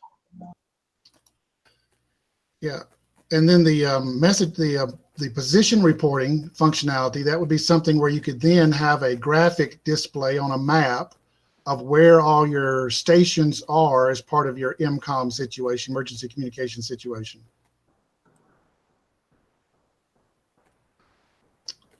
And one last thing, they've been having kind of a JS8 call party on the 3rd weekend of the month. Yes. So there tends to be a lot more activity on the 3rd weekend of the month. In fact, you'll have people that are coming over for the first time to try it. Yeah, and I mean, I'm a guy that I enjoyed FT8, and sometimes I have to deal with people all day long, and I've had enough, and I don't want to talk to people. And those are the nights that I do FT8. I just want to play radio and not be bothered with real people interaction. And but for the most part, I really prefer my amateur radio activities to be interactive, where I'm actually having a QSO of some kind with the other operators, and that's what drew me to JS8Call, and it's been a lot of fun interacting, and having conversations through the keyboard with other amateur radio operators, all over Ohio and Mississippi and the different places along the East Coast. Even one time had a long QSO. We probably talked for probably 35, 40 minutes back and forth through JS8Call with a guy that was near Asheville, North Carolina, which is not very far from where I grew up.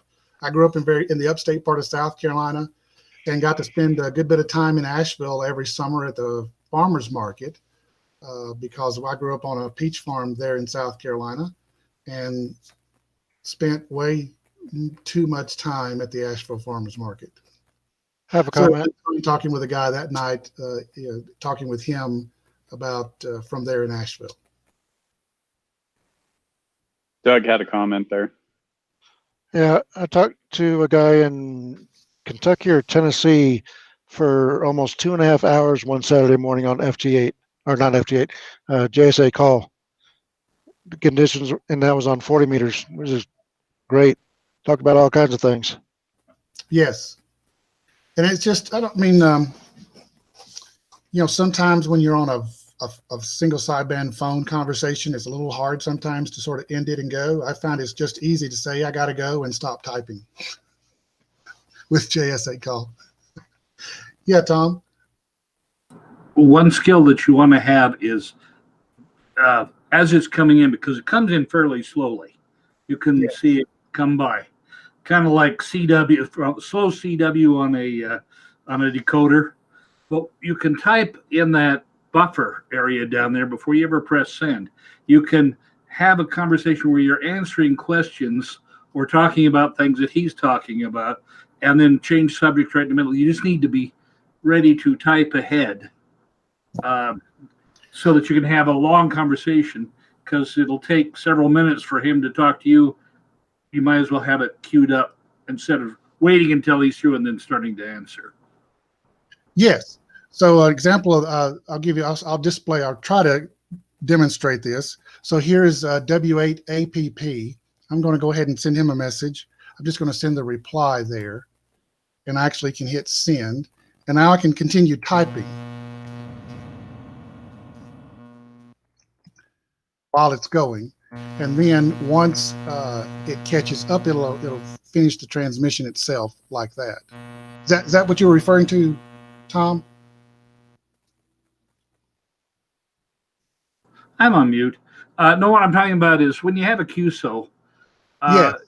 Okay, what I'm saying is that while he's sitting and you're reading and he's saying, well, the weather here is this and this and this, and this is the kind of antenna that I've got, and so, and he's typing several lines, go ahead and start responding saying, well, our weather was such and such, that sort of thing. Get it queued up, ready to send before he's through typing, before he's through sending to you. Yes, that's right. Yeah, thank you, Tom.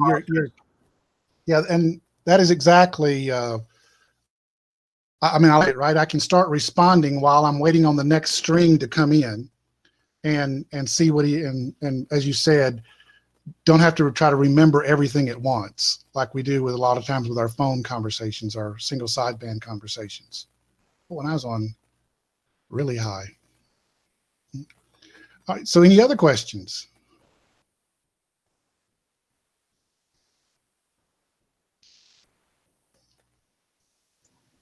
I'm checking the YouTube side as well. I don't see anyone there.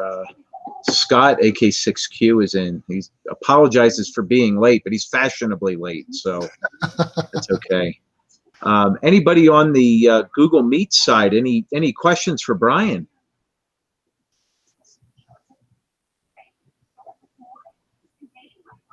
So Doug has a question. Would you be able to send that presentation, and would we be able to post it on our forums? Yes, that's right. Let me pop up the resources. Thank you for reminding me of that. No problem. And it's still a pretty new mode. How active would you say it is? Well, it's certainly not as active as JS8. I'm sorry, as FT8. FT8. Yeah, but I mean, there's a lot. I mean, I sit here. Every time I've never sat here and not seen people on the screens with activity. Now I may have had. Oh, go quickly to the end of that one. There, that's the one I want. I've forgotten how to do that now. There's a way to. What are you trying to do? Okay, trying to get to that last slide.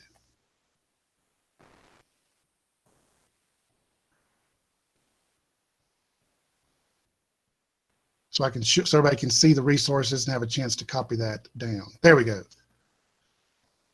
But yeah, so there's always activity. I mean, well, yeah, I mean, band conditions just went really badly just as we started the presentation tonight. I mean, I was actually playing a lot. I was contacting folks and talking to them earlier during the meeting just to on JS8Call. I saw a station from Uzbekistan pop up. And I, tried to grab that DX on JS8Call while Dan was giving while we're going through committee reports. But, that was it was there for like 15 seconds and then he was gone.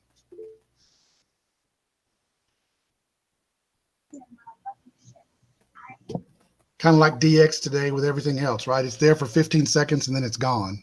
Yeah. Let's see.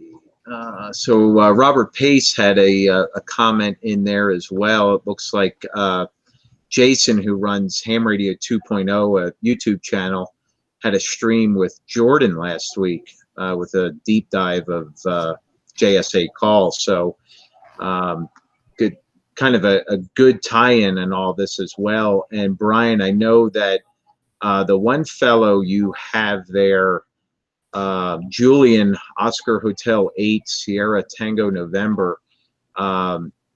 Julian has a excellent YouTube channel, and I think the two things that are really cool is that he dives into some really great detail, and I think that I know for me personally, he's very slow and deliberate in how he explains things, and I think that for a mode like this that may be new to some people. Julian does a great job, as well as the others that you have listed there as well. Just do a fantastic job in their explanations. Yes, yeah, and if you like running the Raspberry Pi, this guy is a YouTube channel you need to go to and probably want to subscribe and follow. Jason KM4ACK. He is almost exclusively Raspberry Pi with amateur radio, and he focuses a lot on portable and I guess you'd call it emergency type communications. And a matter of fact, several of the little things, some of the things you've seen me using tonight on my Raspberry Pi version are scripts that he's written for use on the Raspberry Pi with JS8Call. Awesome. Yes. Tom's got a question. I remember to unmute. Actually, I have a comment. Somebody said how much traffic was there out on the JS8Call. Over time, this is what I have seen. You'll find more PSK 31 than anything. You're going to find more JS8Call than you will find Contestia or Thor or Throb or Olivia or any of the other digital QSO modes. So you're still going to find more PSK 31 out there. But I should say B PSK 31 than you're going to find anything. But second in that is probably JS8Call, particularly on those QSO weekends. It's pretty, you almost have to catch somebody using, thank heavens, FL Digi and doing a Reed Solomon identification to figure out, oh, somebody has actually tried to do some Thor. Otherwise, you'll never be able to figure out what they're transmitting in time. But you're going to see a lot more traffic that way. I think part of it is that JS8Call, like FT8, has recommended frequencies that you dial in. And so that tends to make you're in the same ballpark to find somebody. using the same mode. Right. And I'll shut up now and go back to mute. Great comment, Tom. Thank you for that. Any other questions or comments for Brian tonight?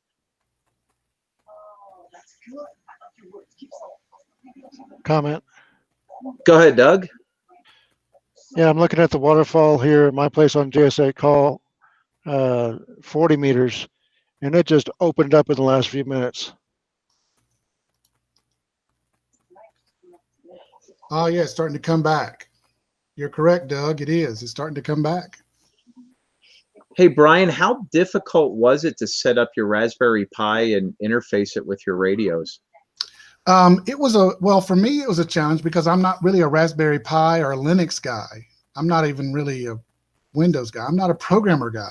I mean, my great skill is reading New Testament Greek. And so it just doesn't translate into Linux coding software very well. But by using Jason, his YouTube channel, KM4ACK, he walks you through so many of the different aspects of setting up using the Raspberry Pi with amateur radio and connecting it. That without his tutorials, I would have never been able to get FL Rig running on the Raspberry Pi. I probably couldn't have gotten JS8Call working. Well, I would be able to basically get it running, but certainly not with all the different functionality that he's been able to help incorporate. So fortunately, if you go to his YouTube channel, his tutorials will help anybody, even somebody that doesn't know how to do Linux, get it running. I think a run to Micro Center is going to be in my future this week. Yeah, well, the other thing here about the Raspberry Pi is it's a lot more portable than my desktop or my laptop. It also draws a lot less electricity, right? I take, again, with Jason's tutorials, that's not it. I created a buck converter with Anderson power poles that I can plug right into my power source that's running the radio and operate and run the Raspberry Pi out in the field as a computer, as a field computer, right? And it's going to draw way less amps and draw that battery down way slower than if I was trying to use anything else. But yet I still have a large capacity for the computer functionality through the Raspberry Pi. Oh yeah, and you're converting 12 volts down to 5 is what that buck converter does. So that'll even make the battery last even longer. Hey, I got a question for you. Hey, Ray. Hey. Hey, good to see everybody. I'm a little brain dead lately, so bear with me. But on running a Pi on FT8, it works, but the decode speed is slow, especially when the band's really busy, right? So I like to throw a little extra horsepower at it, especially for field day or whatever. This seems to be a bit more casual of a mode where you're actually, I don't know, exchanging ideas with a human being, not just programming two computers to have a QSO with each other. Imagine that. It's crazy talk. But do you find that limited CPU power affects your abilities at all? Or I would think not, but. No, I haven't noticed any problem. Okay. But at the same time, I tend to not try and overdo it with the Raspberry Pi. I mean, for example, like my Raspberry Pi here is running JS8Call, and that's it. Yeah. I don't have any of the other activities running on it, like my APRS program. That's the other Raspberry Pi runs that. But I did discover that when I use my Raspberry Pi 3, which is the one that is also connected to my APRS program for sending out over VHF, that if I try to run JS8Call and APRS at the same time, it does seem to really struggle to keep up processing-wise. Yeah. Okay, cool. Yeah, I would definitely dedicate a Pi to the cause. So I think I have my my weekend project. I definitely would. It'd be interesting to see, you know, the Raspberry Pi 4 versus a 3 and its decode, you know, power basically. Yeah, you know, I've never thought about that before, Wayne, but that is interesting, and I would probably leave that to some of you guys that are a little more skilled than me. Yeah, I think it's a quad core 2 gigahertz is the Pi 4, I think. Yeah. All right, so Ray, you mentioned the CPU stuff. This is another, this area, are you able to see my the Raspberry Pi screen? Yep. Yeah, yeah, yeah. So this is a software script rather that Jason KM4ACK created to run on the Pis that gives you all this information. Oh, why is my GPS not working? And so Where are you pulling GPS from? I have a GPS dongle that plugs into one of the USB ports. Cool. Nice. Yeah, and so it worked great earlier, and then it just died. It stopped. So if I Oh, it always happens. So if I open up JS8Call and pull it back over here to the side a little bit, yeah. So you can see the CPU activity. What screen resolution are you running there? I don't really know. I can look, I guess. Is this where I look? Yeah, oh yeah, going to preferences screen. Yeah. It's honestly probably pretty high with the. Oh, yeah. okay. It's 1080p. Okay. Yeah. Does that? Yeah, does that those new Pi 4s are pretty interesting little devices. Yeah. Yeah, I got one of the 7-inch Pi cases.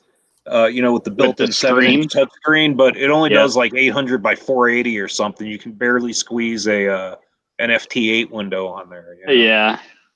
All right, so I've never done this before. I'm just going to do a quick, still got him selected. I'm just going to do that. Let's see. Yep. So you can see what happens to the CPU when the radio is transmitting.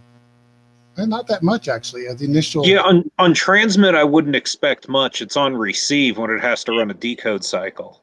Right. Yeah, it's a quad core 1.5 gigahertz. Yeah, that's this is a Pi 4 I'm looking at. Yeah. Okay. Yes, that's correct, Ray. This is the Pi 4. The Pi 3 is turned off, so I know that that's not that you're seeing the 4. Yeah, well, I'm gonna have to get another Pi 4 now. I just donated mine to another cause, so. Yeah, I was hoping something would come in here, a signal would start to be generated, so that we could see what it does on receive. Yeah. Try a heartbeat and see if anybody responds. Now, you're not hearing that humming noise, the RF noise with this transmission, right? Oh yeah, we hear it. Oh well. Only a little bit. Yeah, that's normal. Any YouTuber that does any transmitting while they're on air is always problematic. Well, at least you know I'm not faking the whole thing, right? Right. Something's coming in over here. Yeah. But it didn't decode. So, yeah, it looks pretty light.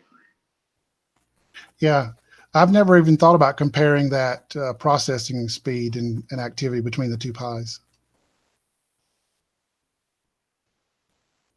Yeah, I tried running a FT8 on a Pi 4 in a time of day. 20 meter was jamming pretty good, and it choked on decodes. So, with lesser traffic and a more relaxed mode, I could see a Pi having no problem keeping up. Yeah. All right. Any other questions?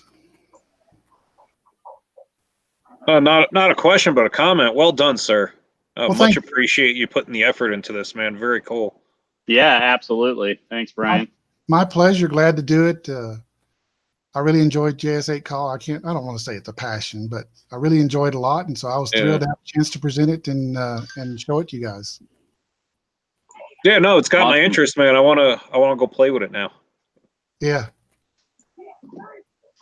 Yeah, I think, as I said, I'm going to run the Micro Center. I think a Raspberry Pi 4 is got to get acquired, and I got KM4ACK's info written down, and I'm gonna be checking that out. That might be a neat little project here in the next couple of weeks. Yeah, one of the nice things about KM4ACK's channel is he actually has an entire script that you build a Pi with. He calls it the build a Pi script. You just get the initial operating system loaded, then you go to his GitHub site, download the script, load it, and start running it. And it literally does everything. It installs FLDigit, it installs the ham libs, it installs FT8, it installs JS8Call, it installs PAT for WinLink email. I mean, just everything gets installed, and you really don't do anything except answer questions like, what's my call sign? Wow, awesome. Well, last call for any questions or comments for Brian. Thanks, Brian. Oh, you're very welcome, Elizabeth. Thanks, Tom. Yeah, definite round of applause for Brian. Way to go. That was an absolutely awesome presentation, Brian. I learned a heck of a lot. I actually, while you were going through everything, I downloaded the software. I have it here in the shack.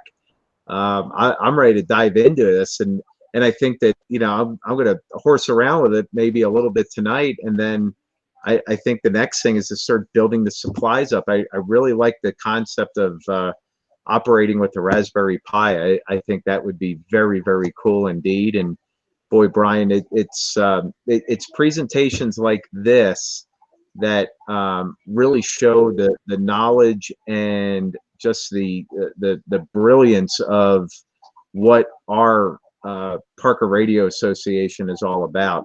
I mean, this was just a fantastic presentation. You absolutely knocked it out of the park, and I want to commend you, sir, for a job very, very well done. Thank you for that. Oh, you're on mute. And I just now saw a question that Randy had, I guess, asked earlier about survival technor Julian. Yeah, I saw that. I have not had, well, I do talk to him over email from time to time, but I actually tried doing a relay. I tried doing a string relay. So I was going through a station in New England, who was then going through a station in Great Britain, who was then going through a station in France, who then went to Denmark to send Julian a JS8Call message. Wow. And I think he actually got it. That's cool. So I daisy chained my relays. That's really cool.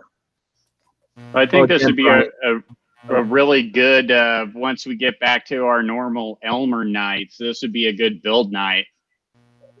Yeah. You know, where we pick up a whole bunch of pies and, you know, come in and, you know, and set them up for this. This is pretty cool. Absolutely. Well, last call for any questions or comments for Brian and JS8Call. Quick comment for Ray. $12 USB dongle. It's both GPS and GLONASS. So it's all the satellites, and it's just becomes a COM port. And what it really is just straight ASCII text coming out of it. Yeah. It's the NEMA 4800 baud protocol or whatever, right? Yep. Yeah, that's exactly one. That's the exact one I have connected to the Pi tonight. All right, is that an Amazon job? What can I search for? GPS. Well, actually look for U-Blocks with an X7. It's supposed to work with Windows 10, but I've never been successful getting it to work. It works beautifully. Okay, I'll have to get together with you, Tom, and you'll have to walk me through it, because I just wow, that thing's $12. It's $13.50. Yeah, totally, dude. That's cheap. Make sure Parker Radio Association is charity of choice. Yeah. Here we go. I'm going to type smile.amazon.com. There you go. Yep. Somebody was paying attention during the meeting. What was the model again? U-Blocks. That's Uniform, Bravo, Lima, Oscar, X-ray, 7, number 7. Thank you. And by the way, if you go to the uBlock's website, they have a utility that lets you suck down everything on Windows 10. You can see how many satellites you're talking to and all that sort of stuff. Cool. There's also a utility that I ran across that runs under Windows 10. I don't think it hasn't been upgraded since like 2006. It was written by Ham. And what it will do is, because of course you're getting the latitude, longitude, you click the button and it gives you your Maidenhead square and the time and all the other good things. Awesome. The other thing I'll tell you is the first time you use it, it takes about 15 minutes to sync because it's got to download the ephemeris. And then once it does that, it does not have a battery. It has a supercapacitor inside that will hold the data for long periods of time. $6 on Wish. 12 years to get it. Yeah, you'll wish you get it. Yeah. Yeah, I ordered something in January and just got it like 2 weeks ago from Wish. I ordered I had something. several things that didn't even show up. Oh, they'll show up eventually. What, 2 years later? Now, Maybe. ordering from overseas. That's crazy. They are in Wish. It's in my Amazon Day basket. I'll get it here with the rest of my weekly goodies. Nice. Well, Brian, again, just a fantastic presentation. Just a great job, and thank you for the time and effort you put into it. It's obvious it's something you're really passionate about, and I'd like to encourage all of our members, if there's an aspect behind amateur radio that you're passionate about, like Brian did tonight, let us know. We want to hear about it. We want to give you a forum and to be able to share your knowledge and expertise with the rest of your PRA members. It's kind of a neat thing to do. And Brian, hopefully it was there was a level of fulfillment in doing this presentation. And boy, doing it not only live in a big chat room, but doing it on YouTube is a little bit extra pressure. So again, great job on that. And again, thanks for a great presentation. You're muted. You're still on mute. Screen popped up as I went to push the mute button, so unmute button. So yeah, thanks. That was great. I enjoyed it. Thanks so much for the opportunity. All right. Well, again, thanks, Brian. And I want to remind everyone, next week is our Elmer night. We got a good presentation that's lined up on that. That'll be coming. So make sure you pay attention to our email blasts as well as our posts on our website, as well as Facebook and Twitter with all that information. We'll kind of do the same format. This was a roll of the dice to be able to do everything on Google Meets, and it turned out really, really well. And I think this is going to be a new standard going forward for at least through the month of July. We'll see what August brings, but nonetheless, thanks for spending time with us. Hopefully from the comfortable confines of your home or your shack, wherever you are. I appreciate you joining the Parker Radio Association. And if you'd like more information on the PRA, please feel free to visit our website at www.parkerradio.org. On behalf of the leadership team and the rest of the PRA members, I'm Dan and 2SRK saying 73, and we'll see you at Elmer Night next week. And have a great night. Good night, everyone. Good, everyone. 73. 73. everybody. 73.